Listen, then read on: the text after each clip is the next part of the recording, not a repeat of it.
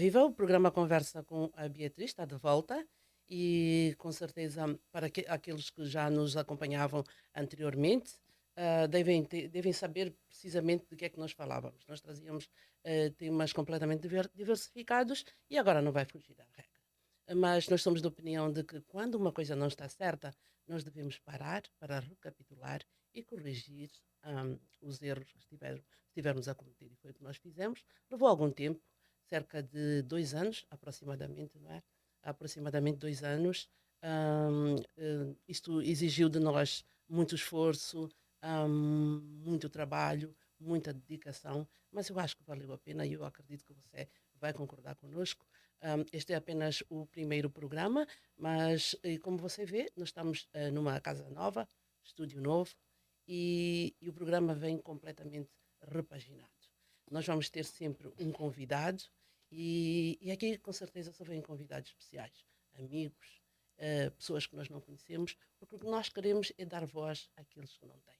Nós queremos ouvir histórias, queremos saber o que é que se passa na sua vida e na vida de quem estiver aqui nesta cadeira.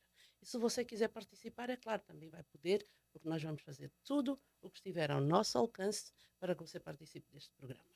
Bem, e como eu disse, o programa tem outra cara e nós decidimos que inicialmente traremos para aqui notícias interessantes e atuais. E vamos dar um particular destaque ao desporto, porque se você me acompanha, você sabe que eu vivo num mundo desportivo e o basquetebol é com certeza o meu dia a dia. E falando já de desporto, eu vou falar de uma notícia que está no ar, está a acontecer e que todos os angolanos e todos aqueles que acompanharam este atleta têm acompanhado, sabem que o Carlos Moraes já está nos Estados Unidos da América e ele faz parte da equipa técnica de basquetebol do Summer League da NBA. É com certeza um ganho para o atleta e nós com certeza gostaríamos de saber até que ponto é que isto vai ser proveitoso para os angolanos, para os atletas angolanos que estão a crescer e que estão aí a sonhar em chegar à NBA. Quem também está na batalha para chegar lá é Celton Miguel. Eu espero não ter errado no nome. É Celton Miguel, não é? É o filho do conhecido empresário da música, do mundo da música angolana, um, um, Riquinho. Para quem o conhece, eu acredito que nem precisa de apresentação. Ele também está aí na batalha. Ele não teve muita sorte no draft.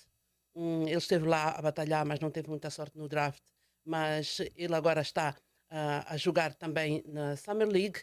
Ele está na equipa no Utah Jazz, a esperar que ele tenha um resultado positivo e nós, com certeza, como angolanos que somos e amantes do basquetebol, vamos estar deste lado a torcer pelos atletas, tanto pelo Carlos Moraes como também pelo Celto Miguel. E há outros atletas que também estão a despontar aqui nos Estados Unidos da América. Nós vamos tentar seguir todos esses atletas e com certeza trazê-los a esta cadeira. Bem, sobre o desporto, por agora, eu não vou me despedir já. Devo dizer também que eu não poderia deixar de falar sobre o Mundial de Clubes que decorreu aqui nos Estados Unidos da América e que teve a participação, eu vou dar uma olhada aqui na minha cábula, teve a participação de 32 equipas e por aquilo que eu acompanhei, o Chelsea foi o campeão deste Mundial de Clubes 2025. Dizer que foram... eu estou a tentar abrir aqui a minha cábula, mas não me está a ajudar. Isto acontece, deixa-me lá ver. Eu tenho aqui mais dados.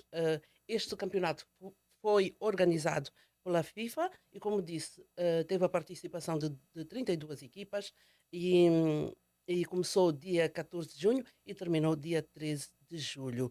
Foram marcados 195 golos e em 63 partidas. Como disse anteriormente, o Chelsea foi o campeão, o vice-campeão foi o Paris Saint-Germain e os semifinalistas foi o Real Madrid e o Fluminense. O melhor marcador do campeonato com 4 golos foi Ángel Di Maria, do Benfica de Portugal.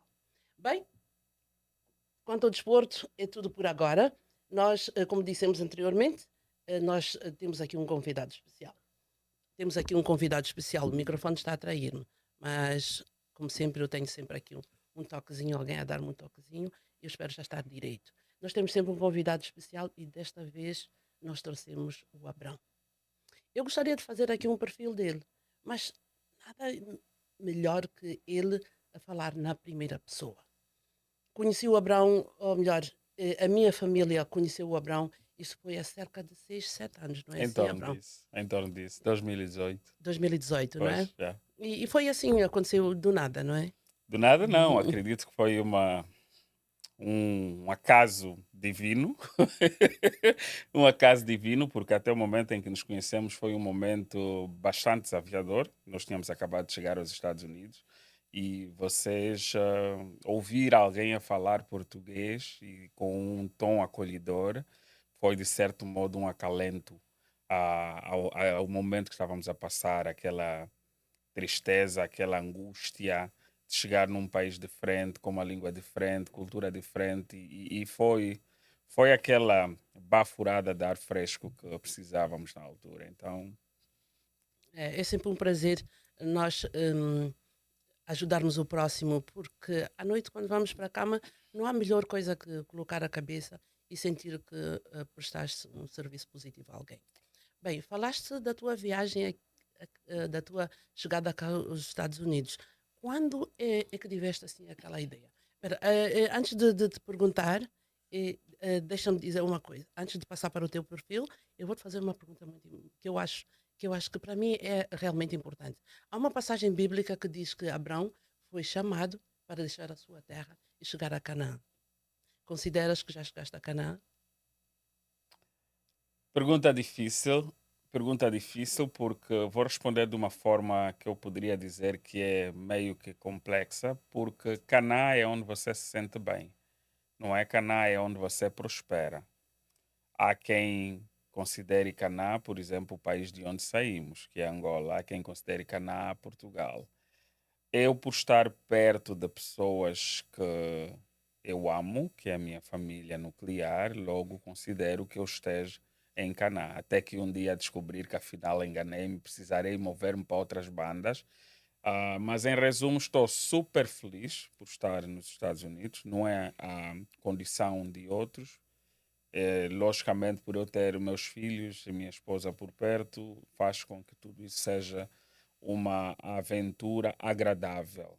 E claro que para quem não está na mesma condição pode ser muito sacrifício, não é? Então devo dizer que foi apenas uma coincidência parcial. Diria que sim, uma coincidência parcial, acho que é o termo correto, sim. Eu apoio isto. Eu devia ter começado com o teu perfil. Deveria ter começado por perguntar: és angolano? Porque por vezes o facto de falarmos português não significa que nós sejamos angolanos. É angolano? Sou angolano de cidadania e nascença, entretanto tenho experiência com várias outras nacionalidades com que me identifico. Podes dizer quais? Uma delas é a congolesa. Admiro muito a cultura congolesa. Entretanto, nunca tive a oportunidade de visitar.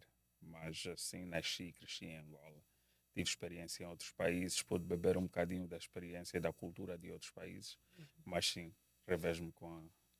Casado, solteiro Casado, felizmente casado. e com a minha amiga Delvina, não é? Pois é. Bem, eu sei, mas eu sei que as pessoas que nos acompanham querem sempre saber qual é o estado civil, por aí fora. Vai daí a minha pergunta. E eu, Hum, eu realmente agradeço a pergunta porque às vezes torna-se controverso, porque eu não uso aliança, mas entretanto sou casado. Sim, e não uso aliança por razões meramente costumeiras, porque eu nasci e cresci tocuista. E para quem sabe, a igreja tocuista no passado não permitia o uso da aliança. E nessa questão de não permitir o uso da aliança, eu tenho dificuldades de usar braceletes, aliança, relógio, colares. Tenho uma sensação de aflição, então não uso e felizmente a minha parceira sempre entendeu e é uma das coisas que falamos na altura do namoro, antes de casarmos, falamos sobre isso. Claro que volta e meia vai suscitar uma questão, onde é que está a tua aliança? E eu devo sempre saber onde é que está. Vezes há que realmente consigo usar, mas por curto espaço de tempo. Mas sim, sou casado, pai de 4 filhos. vamos falar um pouco do Abrão. na infância? Queres falar da tua família? Olha, eu sim poderia começar por falar da minha família. Nasci e cresci numa família que eu diria super disciplinada, como disse, super religiosa, toquista. Só logo fomos sempre regidos por regras meio não muito comuns, não é? Porque a igreja toquista é uma igreja com regras bem definidas e bem singulares, né? E minha família, claro, sempre foi normal, mas era aquela família muito ligada, não é? Com um hábito ferrenho de que todos os dias, das 7 às 8 da noite, era um momento de oração, o que permitia um momento de reunião, não é? Entre nós e confraternização. Uma memória muito boa que eu tenho da minha família é que os meus pais sempre foram agricultores e tanto faziam cultivo em Luanda e por essa razão tínhamos conexão com as províncias. E a um dado momento, o espaço que nós residimos e nascemos era considerado um entreposto, uma espécie de entreposto aduaneiro, porque os caminhões que vinham do sul do país era lá onde paravam. E então a casa dos meus pais sempre esteve cheia de muita gente. E houve momentos que chegámos até cerca de 50 pessoas em casa, não é? Como coubemos lá, não sei, porque, mas a casa é enorme. Onde comia um? Comiam todos. E comida não era um problema, como disse, era um entreposto aduaneiro, então os caminhões paravam ali consistentemente e a produção era boa naquela altura. Ahm, então havia um momento que a gente tinha, muito depois do momento de oração, que era das 7 da noite às 8, né? Depois fazíamos uma fogueira. E nesta fogueira era um momento que contavam várias histórias, histórias inéditas. E repare que tendo 50 pessoas ao lado a contar histórias diferentes, nunca eram repetidas, sempre era uma história nova, Completamente diferente. completamente diferente. Então, eu tive uma infância super, hiper agradável.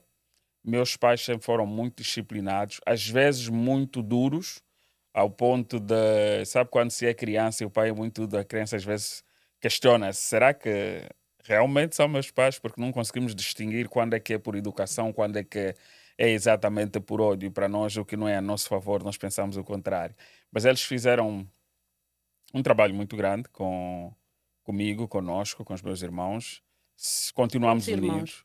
Olha, eu fui agraciado com 10 irmãos quando nasci e agora tenho 9, não é? Não, minto, perdidoso. Agora tenho 8 irmãos. Agora tenho 8 irmãos e temos uma convivência, podia dizer, saudável entre nós. Falamos sempre, estamos na era da tecnologia, temos um grupo de WhatsApp que interagimos frequentemente, partilhamos problemas, partilhamos soluções, partilhamos sonhos e ideias. Ahm, Se eu tivesse que dar uma nota à minha família de 0 a 10, eu daria 10, porque realmente representam o termo família para mim, que estão ali para todas as circunstâncias boas e desagradáveis. Yeah, mas em resumo, minha infância foi no bairro Cacenda, fiz muitos amigos, tive. Falaste de muitos amigos. Como é que era naquela altura? Eu faço essa pergunta sem querer interromper-te, porque nesta altura a juventude está focada nos eletrónicos. Como é que era naquela altura? Nós estamos no século XXI, da era da evolução eletrónica. Como é que era naquela altura? Ora, eu nasci há mais de 40 anos atrás e naquela altura havia uma coisa que hoje não se tem: segurança social. Nós saíamos à rua, sentíamos-nos seguros.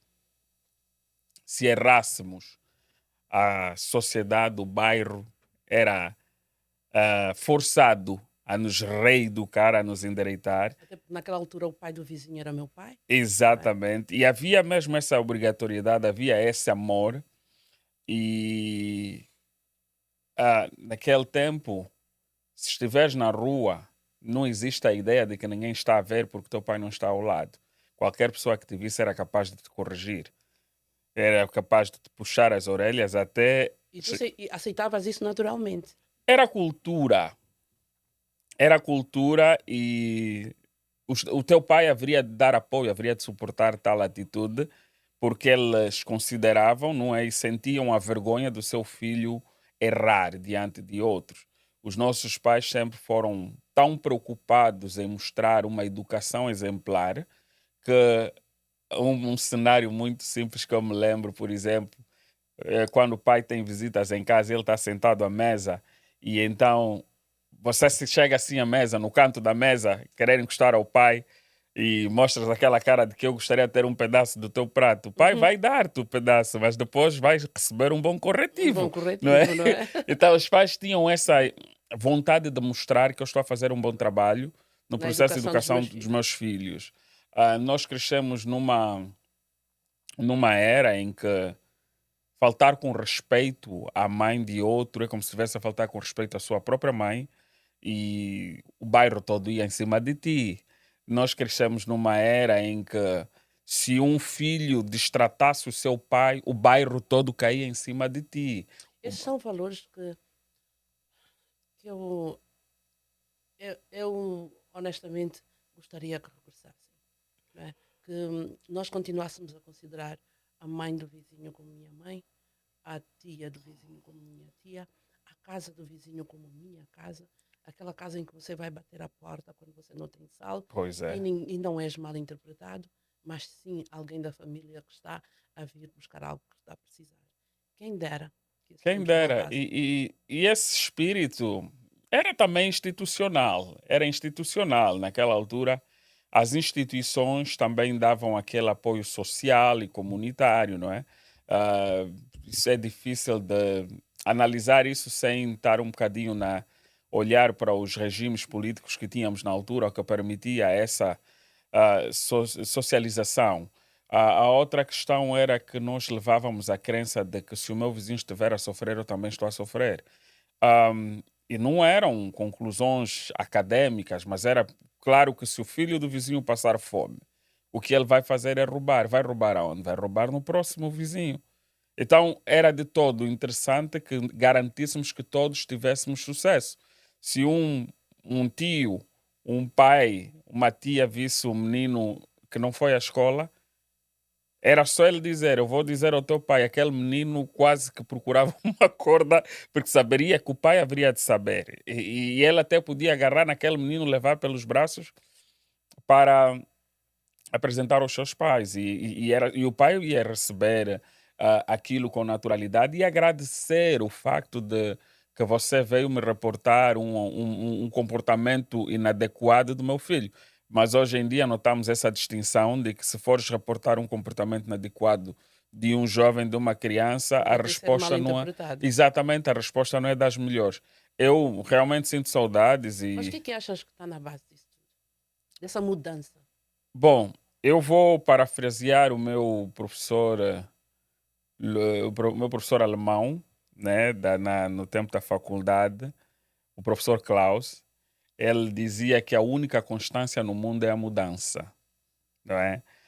A mudança traz consigo os seus atos, vai trazer consigo as suas ações, as suas obrigações e as pessoas procuram se adequar e ajustar. Isso é a primeira parte. A segunda parte é o facto de nós não termos uma cultura forte, porque fomos alvos de uma lavagem cerebral, aonde acreditamos que defender as raízes e as culturas é ser gentio, não é? Então, nessa ordem de ideia, abraçamos facilmente a aculturação, não é? Aprendemos facilmente com novelas e filmes internacionais, aonde começamos a achar que o moderno, por exemplo, É que era o é certo. dar uma certa liberdade demasiada aos nossos filhos, que o moderno é ter uma abordagem diferente. Hoje vemos pessoas e pais a pautarem por uma visão mais amiga dos filhos e menos paternal, não é? Tudo isso fica ali interligado. vemos os filhos a falarem para os pais com um certo desrespeito, e o problema parte por aí. Quando os filhos falam com um certo desrespeito em casa, na rua vão falar totalmente sem respeito. Porque é o reflexo daquilo que ele faz em casa, não é? Exatamente, e em casa é mais ou menos o limiar, não é? O local onde as arestas são limadas de forma ao indivíduo estar num formato socialmente aceitável. É conforme vais falando, vêm tantos temas à minha cabeça mas eu prefiro não interromper-te, porque estás só a dizer verdade, só a dizer tudo aquilo que vai acontecendo agora. Mas eu queria saber uma coisa, Abrão. Chegaste a brincar às casinhas? Brinquei às casinhas, pouco, mas brinquei. Uhum. Como eu disse, meus pais eram muito rígidos e o meu pai tinha um horário específico que ele chegava a casa. E se ele nos encontrasse na rua, meu pai chegava em torno das 3, 4 da tarde. Se ele nos encontrasse na rua, sujos, empoeirados ou descalços, naquele dia a vara ia Ia cantar. cantar. Yeah. E então, eu e o meu irmão mais novo, o Abacuque, que é o que vem depois de mim, ahm, nós tínhamos que brincar de forma sincronizada. Controlas o papai enquanto eu brinco. E então brincamos. E há uma coisa que havia que era espaço naquele tempo. As casinhas eram os carros avariados na rua. Ou então, para quem tivesse um quintal enorme como nós, os amigos traziam assim papelões para fazermos as bases. Acho que aquilo era um projeto social, sem nós darmos conta, para desenvolvermos assim as artes de construção e tudo mais. E dali saíram muitos arquitetos e Pois, pedreiros, não é? a partir daí Brincámos. via-se já quem eram aqueles que tinham maior criatividade, não é? Porque as ideias Exatamente. foram fluindo naquela altura. Exatamente. Olha, eu lembro-me das brincadeiras com os carrinhos de lata, que infelizmente nunca tive habilidade para fazer. Nunca tive habilidade. Carrinhos de lata, era a lata de azeite ou lata de óleo, Que e de- as tampinhas das garrafas, as tampas das garrafas é que não, eram os pneus, não é? mas estes já eram projetos mais fracos. Os mais fortes eram as rolhas, está a ver a lata de Shell Tox? Aham, A lata de Shell Tox, nós cortávamos aquele rótulo onde vinha lá, onde sai o o spray. spray, aham. Pois, aquele rótulo é todo bem redondo e é forte. Então cortava-se aquilo. Depois usava-se o espaço, o plástico onde Vocês eram saía o muito mais spray. criativos. Sim. Eu lembro-me que o, o irmão mais novo da minha cunhada, que no caso é meu concunhado, acho que é assim que se chama, não é? Ele era um gênio nisso. Ele fazia o gingongo, é assim que nós lhe chamávamos. O nome dele é Adão, mas chamavam gingongo porque é gêmeo, né? O gingongo fazia carrinhos de lata muito bem feitos, mas muito bem feitos, tanto que ele era pago para fazer. E Uhum. havia esse desafio de qual era o carro melhor feito e tudo mais, não? Então, em termos de infância, eu tive uma dose de tudo. Como morei no Cacenda, o nosso sítio predileto para brincar era no Xabá. No Shabá. Pois, Naquela aquela descida. descida. Nossa, aquilo era perigoso. Na altura, acho que o perigo era uma coisa que no nosso dicionário não Não constava. A gostava, não nossa é? pele acho que era feita de tantas camadas que tanto é que nós charávamos as feridas com areia. Vai agora pôr areia numa Areia na ferida, ferida. areia na ferida. Aquilo estancava o sangramento e passado 2 dias estava E já estava curada. Mas foram momentos muito bons, não é? muito, muito bons E o que é e que mais tens saudades? agradáveis. Eu tenho saudades de poder estar reunido a minha família, porque eu tenho uma maneira de falar e me dirigir aberta com as pessoas e a minha família entende-me bem, conhece-me bem. E podíamos estar a ter uma conversa que no final do dia poderia ser desagradável e íamos para casa e estávamos sempre amigos, não tínhamos nenhum problema. Eu tenho uma amizade muito grande com os meus irmãos, eu tenho uma conexão muito grande com os meus irmãos. Cada um deles teve uma influência muito grande, tanto dos mais velhos e dos mais novos. Eu tenho o meu irmão Pedro Piquilas, que foi como o meu mentor, não é? Foi o meu mentor. A um dado momento ele foi o responsável pela formação académica que eu fui fazendo. Houve momentos que teve que forçar. Teve o meu irmão mais velho que faleceu, que é o Noir Samuel. Ele foi o indivíduo que Acredito que esse deve ter sido um dos momentos mais tristes. Esse estando foi. aqui? Esse foi o momento mais triste e continua a ser. Hum, e foi também um momento de transformação para mim. Mas vou falar disso um bocadinho mais para lá. O meu irmão Noir ensinou-me as técnicas da vida, como o skill de carpintaria, que eu gosto de trabalhar com madeira, ensinou-me skill de construção. O meu pai também é bom nestas coisas de pintura e construção, ele é pedreiro exímio. Então, o meu irmão, o que vem a seguir, o Souza, que é um dos meus melhores amigos, acima de ser meu irmão, é aquele irmão protetor, é aquele irmão que todos os dias reclama do que eu faço, mas está ali, independentemente de qualquer situação. Depois tem a minha irmã Isabel, que é a minha irmã mais complicada que todo mundo, mas é aquela irmã que se eu tivesse problema eu chamaria e tenho certeza que ela haveria de resolver. Não importando que problema é, ela estaria aí para resolver. Ouvindo tudo o que acabaste de dizer agora consigo perceber o teu tino para o negócio. Yes. A minha conexão para negócio tem influências longínquas, isso vem de longe. Como eu disse, a minha mãe, meus pais são camponeses, né? E a minha mãe, depois de fazerem a colheita da batata doce, Minha tínhamos mãe que também, vender. também era Oh, camponesa. interessante. E então, no mercado do Cacenda, a minha mãe às vezes tinha várias ocupações, tinha as ocupações na igreja, a minha mãe também tinha experiência como parteira, essa coisa toda, então era muito ocupada. E quem é que ia vender? Abraão Antônio. Abraão Antônio. Agora Yeah. estou a perceber.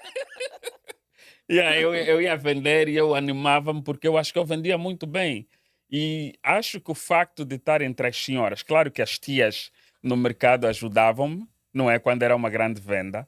E o facto de ter várias senhoras, depois tem um menino ali a vender, não é? As clientes e os clientes sentem-se um bocadinho mais inclinados a Inclinados irem para.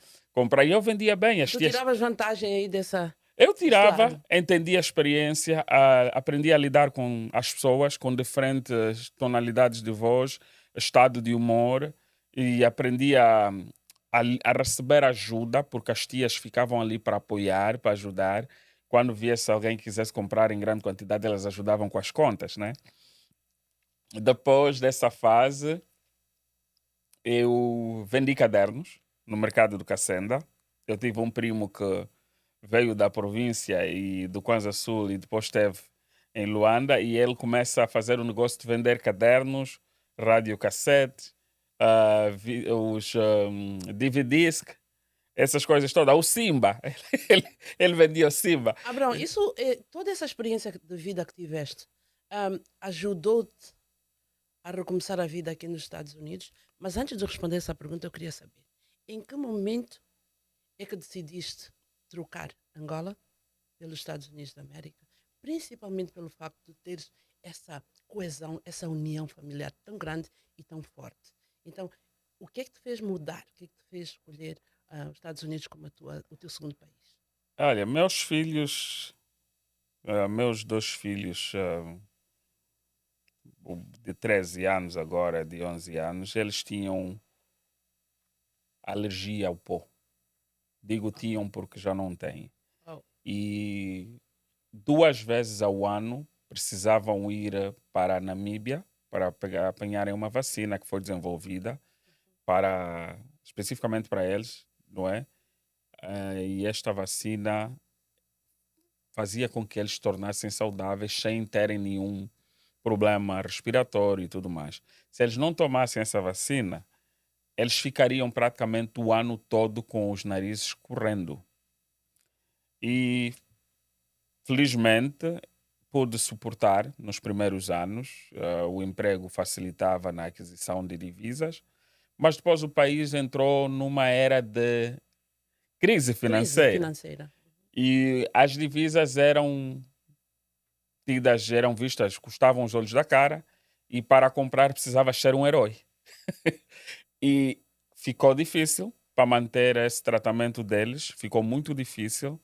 Na altura, tentei negociar com a minha entidade patronal mudança de trabalho para outros países que pudessem permitir que eu fizesse o acompanhamento dos meus filhos. E na altura não era possível, então eu, agastado com essa situação, sabe, como pai africano, não é? Espera-se de nós soluções, não se esperam Aliás, Lamento. nós temos, por norma, o pai africano é um provedor. Exatamente, exatamente. Então aí comecei a buscar soluções e respostas ao problema do momento. E na altura o que me ocorreu era ter que deixar o país, não é?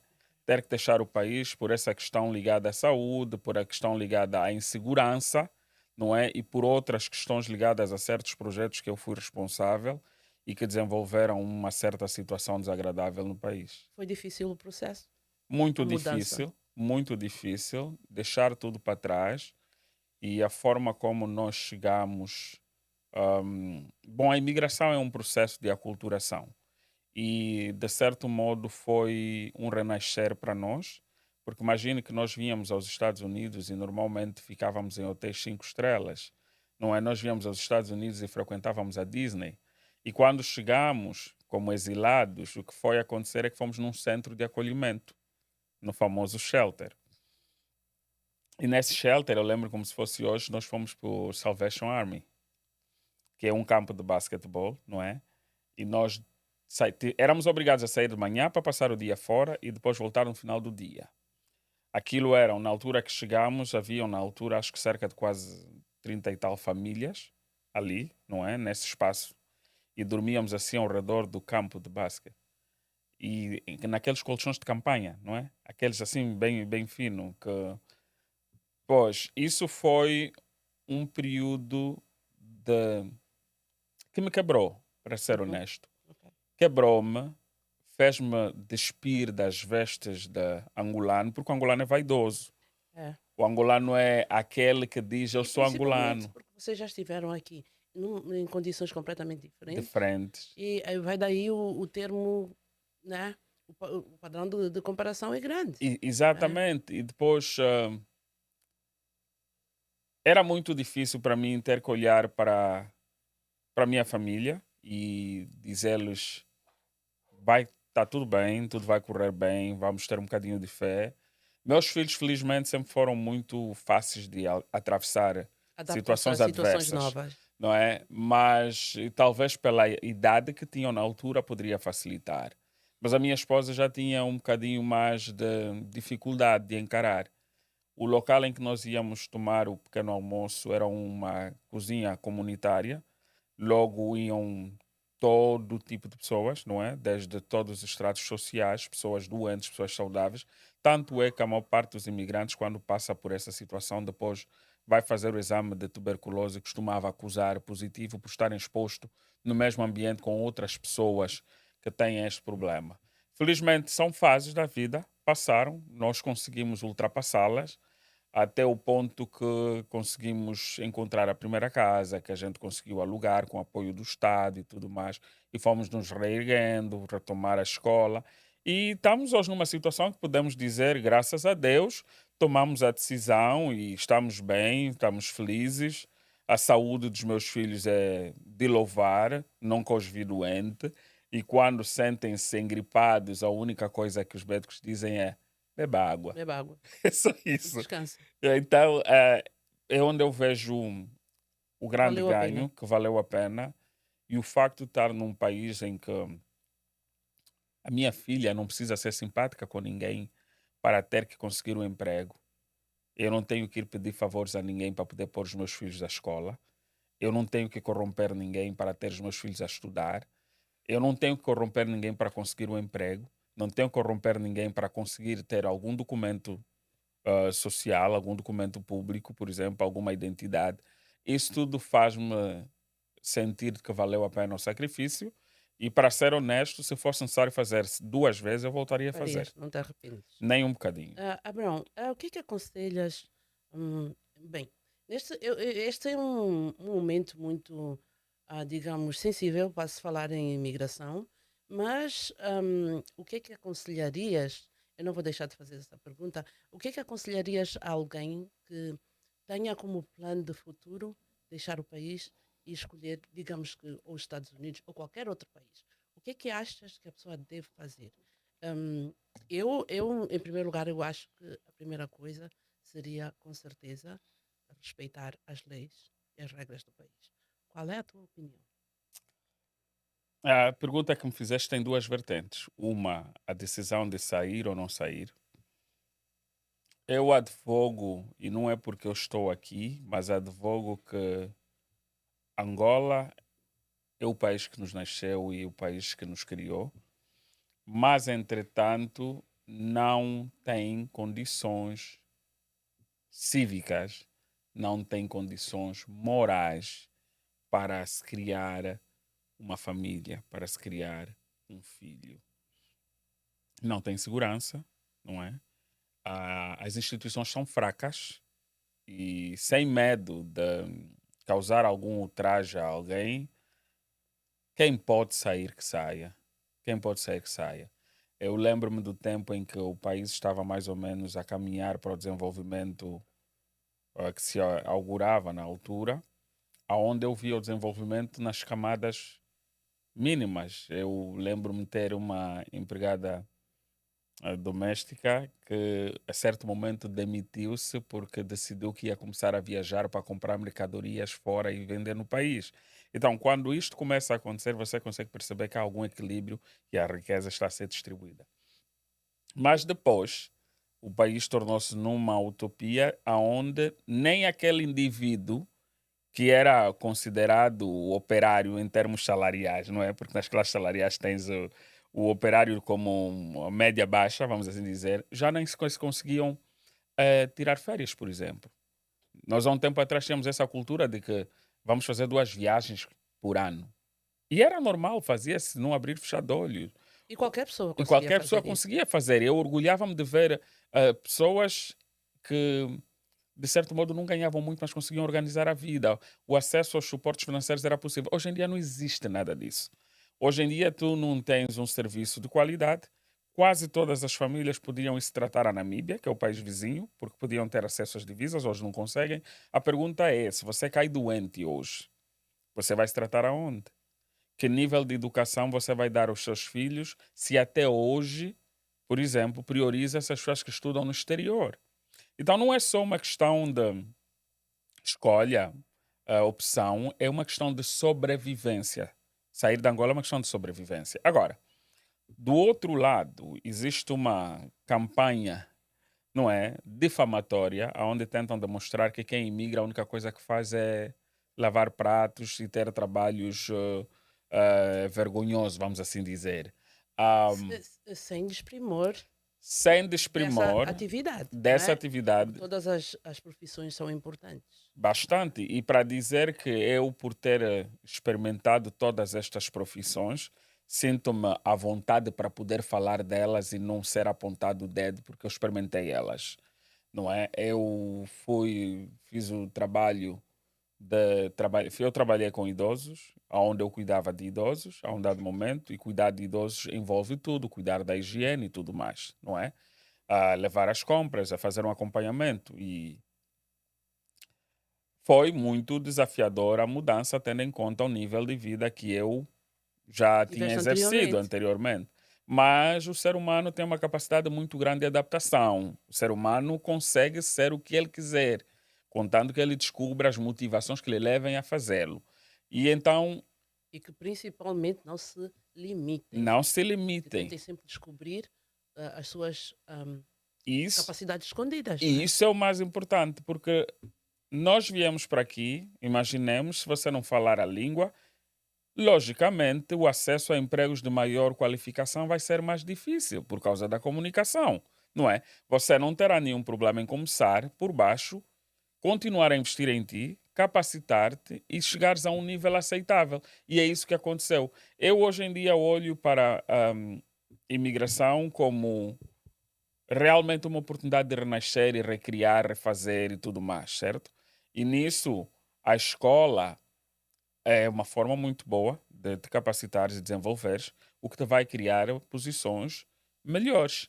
Agora, falando um bocadinho assim, terra a terra, se você sai do teu país e migras para um outro país e tens logo uma posição de alta, você já é uma pessoa de alta e você tem trabalhos publicados, você tem formas de provar que você é esse empregado de qualidade. associado à sorte, você vai ter sucesso. Então você precisa ser bruxo, não é? Para você ser uma pessoa da média, ir para um outro país onde você imigra, você automaticamente acreditar que você vai precisar ter uma posição alta. Então, vamos ser realistas. Eu, quando cheguei, ahm, trabalhei na fábrica, quando recebi a minha documentação, por 2 meses, mas como já falava um bocadinho de inglês, passado 2 meses fui trabalhar como call center, ok? Numa empresa de telecomunicações. Passado 3 meses nessa empresa de telecomunicações, fui então contratado para trabalhar como administrador de base de dados, não é? E nessa altura já começo a sentir, ok, estou a tentar encontrar águas menos turvas, Eu sei começo a que me terminaste acomodar. recentemente a tua formação, não é? Terminei, não sei como é que chamamos recentemente, mas eu terminei, acho que vai agora 2 anos que terminei o meu mestrado. Na realidade, eu fiz um post da minha, não, isso foi da minha graduação do ensino médio. Porque eu quando cheguei, e quando tu chegas para a América, levas mais ou menos um ano para teres o documento que te permita trabalhar. E nessa altura, eu e a minha esposa decidimos então estudar, para preencher o nosso tempo livre. Ela fez um programa de acreditação em termos de testes e eu fiz as aulas. O nível dela de inglês já era melhor que o meu e eu decidi então fazer as aulas para melhorar o meu nível de inglês. E felizmente em um ano conseguimos concluir o ensino médio e graduamos. Nessa altura graduamos com um amigo que já conhecemos desde Angola, que é o Vitor. E ele é o que postou, a esposa dele graduou-se, acho que foi o mês passado, e ele postou também essa foto nossa juntos no ato de graduação. E ele depois mandou uma mensagem em honra a ti, posto essa foto. Então eu retribuí, não é? Retribuí o carinho. E como as pessoas sabem que eu gosto de estudar, assumiram que era uma outra formação, mas Bem, eu ah, estava a referir mesmo à graduação, ao mestrado. ao mestrado, Uhum. sim. Terminei o mestrado há 2 anos. Se não estou em erro, fiz o mestrado em análise de dados, e que é uma formação que foi de veras estupenda e foi uma experiência muito boa. E por aquilo tudo que acabaste de dizer, ou melhor, eu devo concluir que, afinal, quem sai do país não tem que se cingir única e simplesmente a lavar a louça. Mais uma vez, eu repito, sem desprimor de quem efetua esse tipo de trabalho, porque lavar a louça, limpar o chão, não tira a dignidade a ninguém, muito pelo contrário, é uma profissão digna. Mas, se nós temos capacidade para fazer outras coisas, outras profissões, devemos nos desafiar a nós mesmos, testar-nos a nós mesmos e tentar saber o que é que nós trazemos aqui dentro. Se tu no teu país, vamos dizer que eras engenheiro de máquinas, chegas aqui, está certo que não vais ser admitido naquela profissão. Então tu deves te testar o que é que eu sou capaz de fazer. Então investiga, vai lá e testa. E vais ver que vais conseguir fazer qualquer outra coisa. E há muitos exemplos, há muitos angolanos a fazerem tanta coisa aqui neste país, a aprenderem a fazer tanta coisa, e que um dia, quem sabe, se decidirem voltar para o país, poderão prestar serviços ao seu país de origem. Pois é, dizer que eu conheço muitos angolanos que ocupam posições de destaque. Conheço muitos angolanos que nós dissemos na gíria mandaram bem, ocupam mesmo posições de destaque.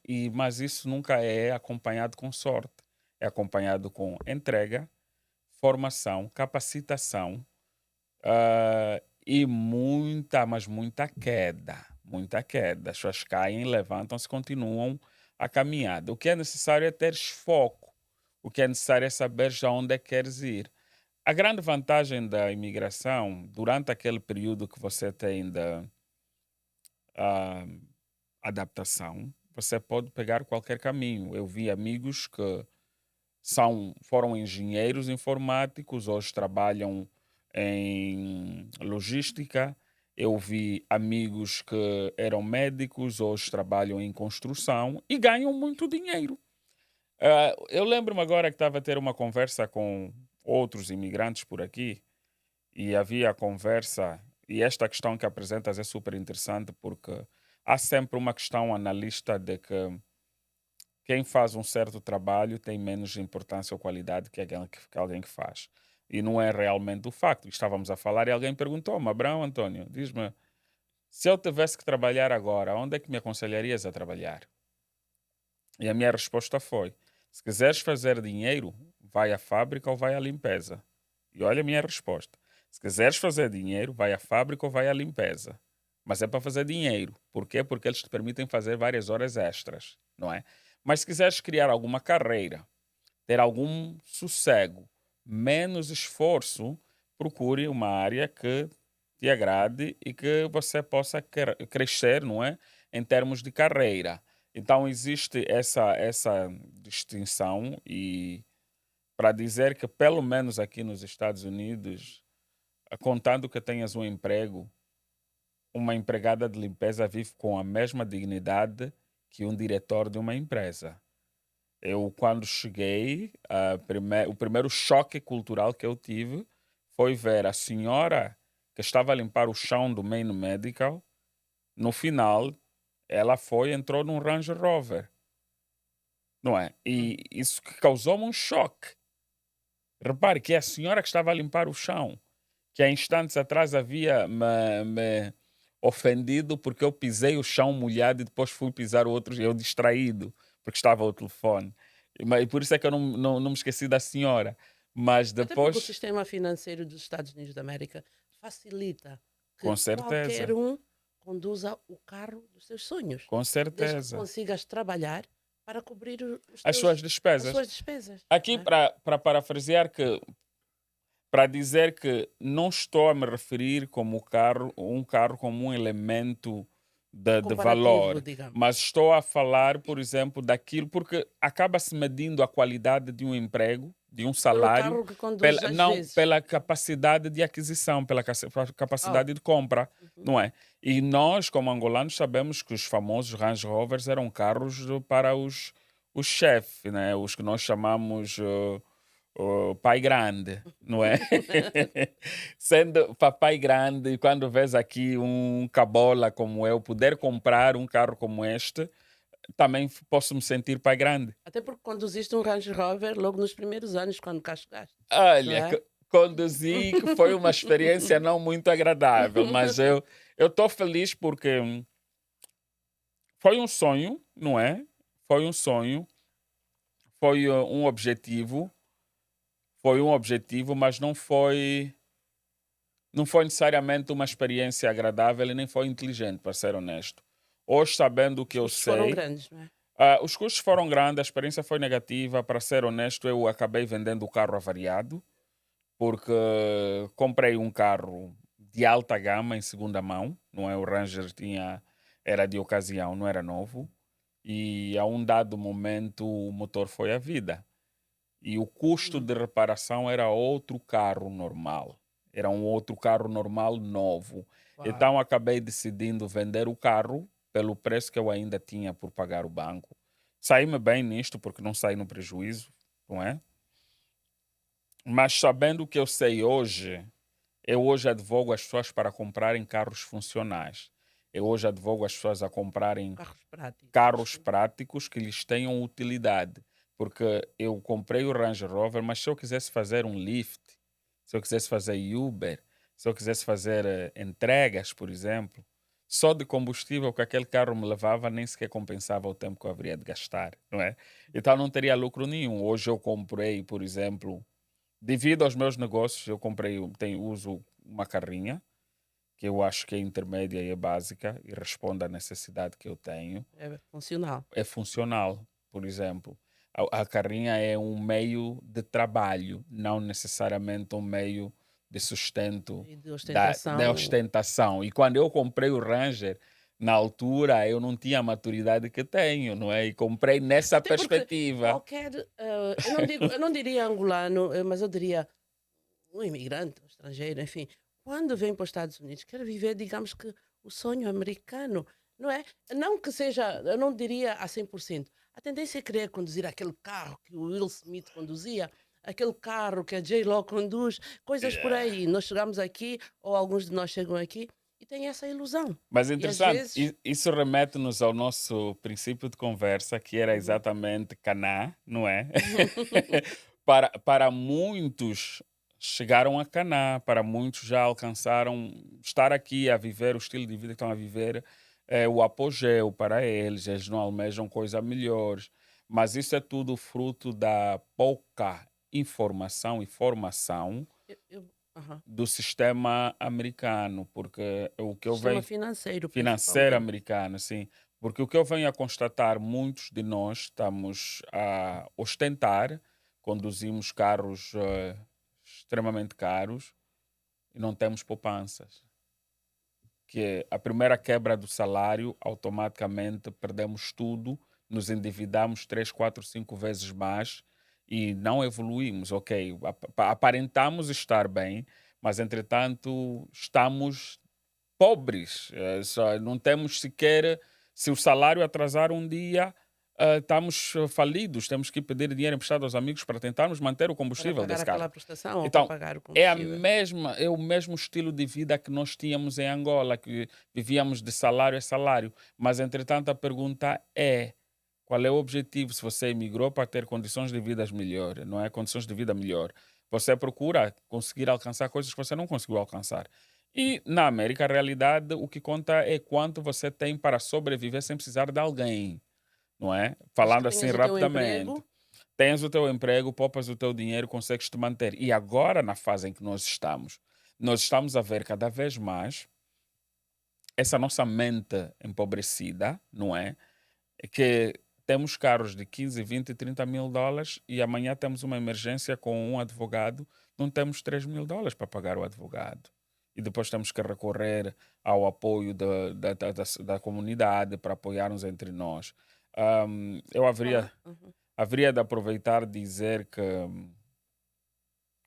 nós, se aprendéssemos a viver na América com os americanos e tentássemos entender porque é que vivem dessa forma, nós teríamos estado longe. Por quê? Porque temos força de trabalho, temos capacidade e vivemos bem com pouco. Nós vivemos bem com pouco. Mas quando nós pensamos, não, eu tenho que ter a vida que eu não tive, tem que aproveitar, viver é mesmo só hoje. Sim, viver é mesmo só hoje. Mas tu nunca sabes quando é que vais viver até os 100 anos ou quando é que vives até os 35, por exemplo. Eu, por aquilo que, minha curta experiência da América, eu tive a oportunidade de ver que o americano trabalha quase metade da vida para viver depois da reforma. Porque ele economiza Uhum. bastante, ele vive na maior modéstia, para depois, quando entrar para a reforma, desfrutar dos sonhos que ele sempre teve na infância e na juventude. Yeah. E eu acho que o nosso modus vivendi é um bocadinho traído pelo pensamento ou pela insegurança de pensar que ai, eu não vou acabar a minha vida aqui na América. Eu um dia vou voltar para a África. Eu um dia vou embora. E então, entre poupar na América, construir o seu portfólio financeiro, as pessoas optam por distribuir as suas riquezas entre construir em África, construir, e acabam não fazendo tanto em África, nem Nem tanto tanto aqui. aqui. E acabam ficando nessa situação de penúria durante muito tempo, o que desgasta. Eu, de certo modo, digo que, por não sabermos o futuro, né? E nunca sabemos quantos anos é que a gente vai viver, então devemos viver com um equilíbrio. Contanto que estejas feliz com o estilo de vida que tens e consigas resolver os teus problemas, caso eles surjam, viva a vida que você viva. Ninguém tem a ver com isso, porque até você que paga as suas contas, não é? Mas, se porventura no futuro surge uma situação, você vai precisar que a gente apoie. A pergunta vai ser, então, você viveu um estilo de vida que eu não tinha. Eu não vou poder tirar no pouco que eu andei a poupar. Deixei de viajar para ter esse bocadinho e agora tenho que te ajudar, não é? Isso torna as coisas um bocadinho complexas. Olha, desculpa, Abraão, eu vou ter que. Vou ser obrigada a interromper por alguns minutos. Eu tenho alguém em linha. Ah, Vilma, boa tarde. Boa tarde, Vi.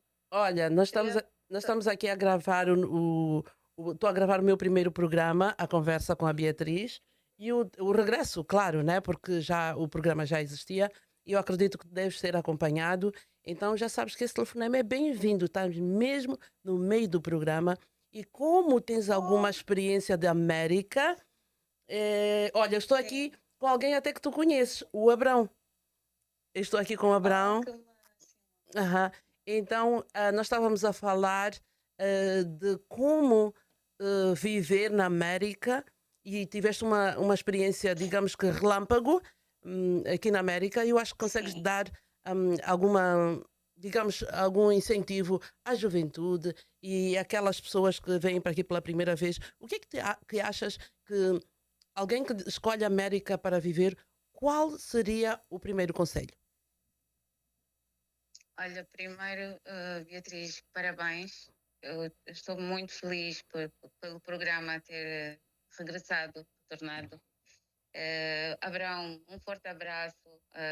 Parabéns também por seres o primeiro escolhido para abrir esta nova temporada do programa.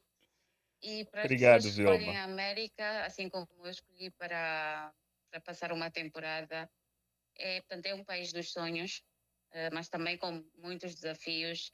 O primeiro passo é fazer as coisas certas, fazer as coisas bem, entrar pela porta da frente e abraçar a América como um país para viver mesmo, sem escolher meios caminhos. Portanto, abraçar como um país mesmo para morar, assim como encontra as pessoas de todas as culturas. Eu também vi pessoas de todas as culturas portanto, digo às pessoas que pretendem ingressar à América ou pretendem morar na América, que é um país de sonhos, sim, mas também de muitas oportunidades e tem muito boa gente disposta a ajudar, assim como portanto, muitos angolanos que me acolheram, me receberam e eu sou muito agradecida e espero voltar também em breve, claro. Uhum. Olha, Vilma, muito obrigada pelo teu contributo aqui ao programa Conversa com a Beatriz e eu agradeço muito no fundo do coração. É claro que serás sempre bem-vinda e acredito que os nossos, digamos que telespectadores, é telespectadores, não é? Os nossos telespectadores, aquelas pessoas que nos acompanham, com certeza vão abraçar o teu conselho. Olha, muito obrigada.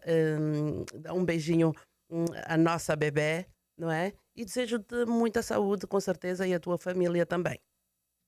Obrigada, Beatriz, um ótimo programa. Beijinhos, Hum, cumprimentos, Abraão. Obrigado, Vilma. Um abraço. Pronto, tchau. Foi bastante agradável e surpreendeu-me, por acaso.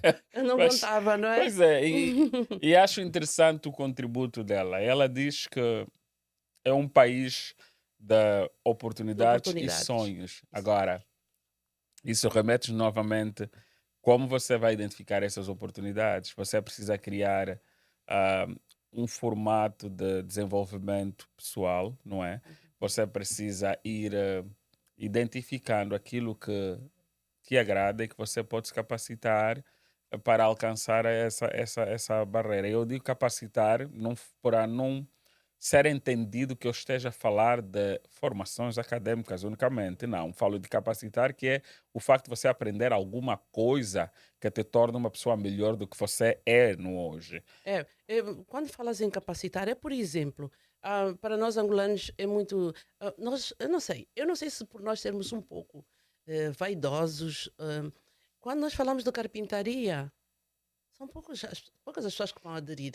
E aqui, por exemplo, Ai, Beatriz, canalização é uma profissão desculpa, mas você super bem paga. estás a tocar na primeira coisa que eu admiti ter falhado no meu desenvolvimento. Uhum, uhum. Eu digo, passo esse testemunho a muita gente, eu digo, olha, eu se soubesse o que eu sei hoje, eu teria feito carpintaria. Não, é uma Estarias das... a fazer muito dinheiro nesta altura. Faz-se muito dinheiro. O carpinteiro aqui não tem um período que ele não tenha trabalho, né? E depois, como toda, na realidade, todas as profissões são super, hiper importantes. Uhum. todas num certo domínio. E se nós olharmos as estatísticas que o Estado demonstra em relação às profissões que estão em escassez, que eles precisam, eles depois começam a liberar incentivos para que as pessoas façam essas formações, por exemplo, não é? Uhum. O que quer dizer que todas as formações acabam sendo importantes, todas as profissões, né? Uhum. Mas eu olho para aquelas assim que são bem mais notáveis para mim. Carpintaria é uma delas, canalizador é uma delas. Eu próprio à meio da noite, às vezes estou aflito, tive que contratar um carpinteiro e paguei o valor do que paguei, não é? Seria logo a oportunidade de muita gente, perdão, muita gente criar riquezas. Sobrevivência mesmo E também. para dizer que, como falamos antes, que a América não é só viver ostentando ou então comprando coisas caras, tendo aquilo que a gente sonhou um dia e não teve.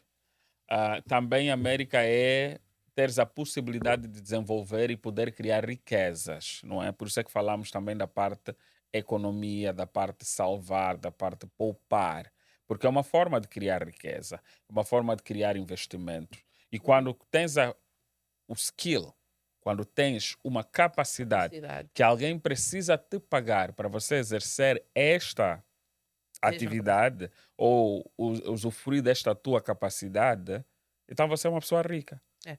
Abrão, os temas, a conversa não se esgota. Há muita coisa ainda que tínhamos para conversar e eu tenho a certeza, e eu gostaria de pedir para voltar cá para a conversa com a Beatriz, porque há tanta coisa que nós não falamos. Há um tema que eu acho que é muito importante, que era a educação, porque eu acho que a educação é a base de desenvolvimento de qualquer país. E o nosso parâmetro de comparação é imenso. Então, eu gostaria que nós falássemos sobre isso. Há outros temas que nós não falamos. Eu sei que candidataste há algum tempo, já lá vai uns 2 anos, candidataste à presidência, digamos à presidência, ou para representar os Os angolanos angolanos. nesta zona de New England. Mas parece que, por incrível que pareça, ficou em águas de bacalhau. Eu vou ter que usar esse termo, vocês me desculpem lá em casa. Ficou em águas de bacalhau. Hoje ninguém sabe quem é o presidente, quem é o representante dos angolanos. Isso é característico nos angolanos ou é mais uma falha? Assim, já quase para terminar. Eu prefiro recorrer a uma frase que eu vi na internet há um tempo atrás, onde dizia que a cirurgia mais difícil na vida é desconectar um africano do cargo. Do poder. Então, isso é das coisas mais difíceis, porque acho que a nossa pequenez leva-nos a nos agarrarmos ao bocado de status e imagem que nós conseguimos agranjear.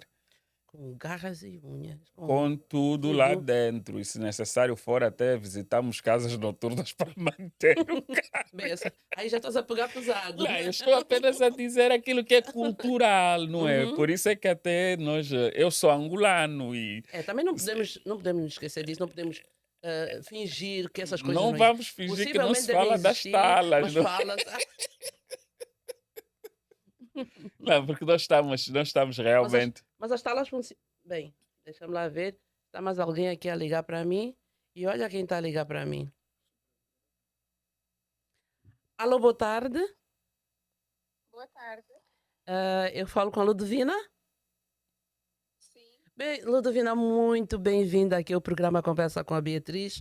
Nós estamos mesmo no meio do programa, estamos quase a terminar e o teu telefonema é mesmo providencial. Muito obrigada por teres ligado. E eu vou fazer-te uma pergunta. Qual é o prato preferido do Abrão? Olha, antes de responder essa pergunta, deixa-me dizer aqui aos nossos telespectadores que a Ludovina é a esposa do Abrão. Ela ligou para nós para encorajar o Abrão, com certeza, para dar-lhe uma força e nós agradecemos no fundo do coração. Eu agora quero saber se ela sabe qual é o prato preferido do Abrão. Mas ela vai dizer em segredo e eu depois vou perguntar ao Abrão e quero ver se combina. Podes, com certeza.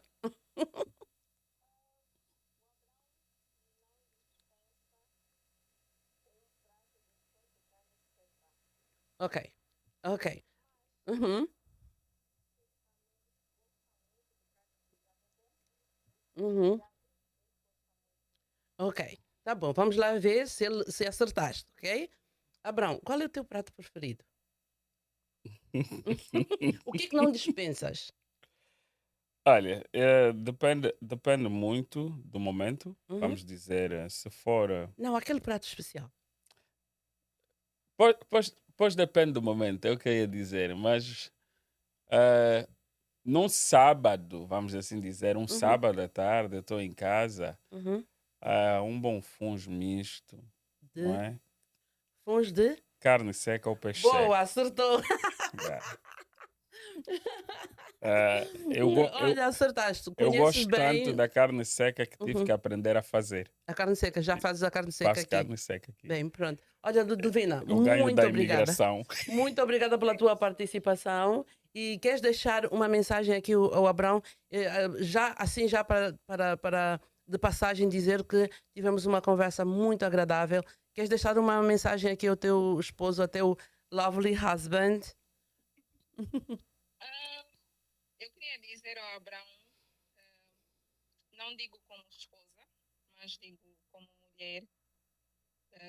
O Abraão é um grande homem, é uma pessoa muito transparente e é muito íntegro. Isso é que me fez me apaixonar por ele, por causa do nível de transparência que ele transmite e a seriedade que ele também tem. Olha, muito obrigada, Ludovina, pela tua participação, pelo teu contributo. Um beijinho no teu coração, um beijinho aos meninos, aos meus sobrinhos. E com certeza a próxima convidada serás tu. Muito obrigada, Beatriz. Obrigada pela oportunidade. Com certeza. Esta é a vossa casa. Já sabes, serão sempre Sim, bem-vindos. tá bem. Muito obrigada, Beatriz. Pronto, um abraço e até Tá, já. ok. Tá, até já.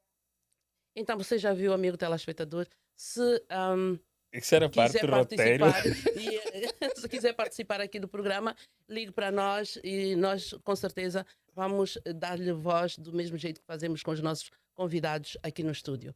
Então, Abrão, bem, foi uma conversa extremamente agradável, muito produtiva, com muita informação, com muita instrução. Eu tenho a certeza absoluta que qualquer pessoa que esteja lá em casa assistir-nos vai tirar muita informação daí e se um dia tiver a intenção de seguir os mesmos passos, saberá como fazê-lo da melhor forma possível. Antes de me despedir, eu devo, com certeza não posso deixar de pedir para você. Aham, para, ok, deixa-me só ver, eu estou a receber aqui uns toques aqui da Regi, só um minutinho.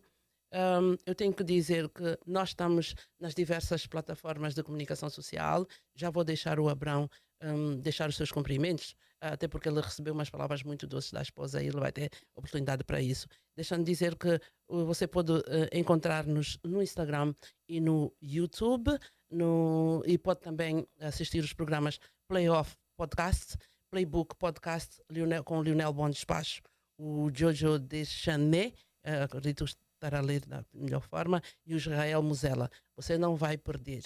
Os programas são em inglês, mas talvez seja um desafio para si. Assista o programa em inglês, talvez vai lhe motivar a aprender alguma língua. E já assim, antes de nos despedirmos, deixar aqui a palavra para o Abrão.